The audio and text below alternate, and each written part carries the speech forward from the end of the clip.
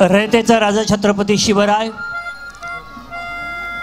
Bharat Ratna doctor Babasaheb Ambedkar आणि 26/11च्या हल्ल्यामध्ये जे शहीद झाले आपले जवान पोलीस, या सर्वांना नतमस्तक होऊन या ठिकाणी आपल्या समोर माझं मनोगत व्यक्त करतोय। मी शिंदे साहेबांबरोबर बोलत होतो की जरा थोडंसं गुदमरल्यासारखं होतं। बाजूला 2-2 सीएम बसलेले आहेत, गिरीशभाई, आणि गिरीशभाईंनी तर खूप मोठा बाण सोडला।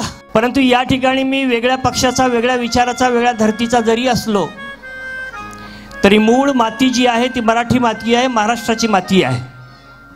आणि या मातीनं एक देणगी दिलेली आहे, ती म्हणजे जात धर्म पंथ वेश या साऱ्याच्या पलीकडे जाऊन मैत्री निभवायची असते। आणि ती मैत्री निभवण्यासाठी चंद्रकांत माळीसाठी या ठिकाणी मी आलेलो आहे।